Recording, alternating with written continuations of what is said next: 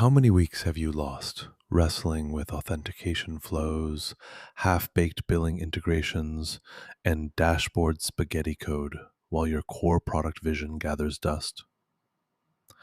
The Next.js SaaS Starter Pack crushes those blockers with JWT based auth that just works.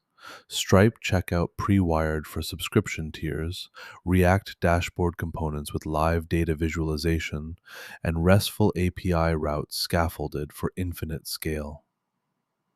Whether you're a solo founder racing to MVP, a DevOps lead drowning in technical debt, or a full stack dev who hates reinventing wheels, this pack transforms weeks of pain into minutes of gain.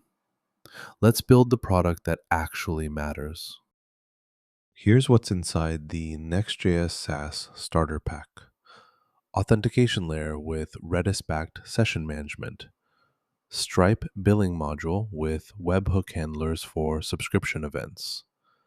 Dashboard framework featuring Chart.js integration and role-based access controls. API route templates for CRUD operations with Zod validation. Database schema migrations through Drizzle ORM. Each phase comes with working code templates, performance benchmarks, and progress checklists.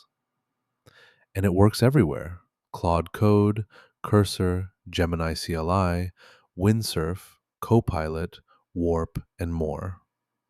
This isn't just a template, it's your new development operating system.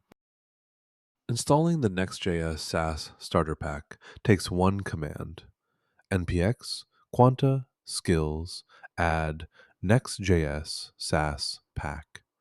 That's it. You get the complete workflow: authentication stack, billing system, dashboard UI, API routes, and all configuration files. Your next Claude code session picks up the architecture automatically. Suddenly, your AI assistant knows Stripe webhooks from WebSocket handlers and can debug your database migrations at 3 a.m. No more context switching between documentation and code. The pack turns your editor into a SaaS building superweapon.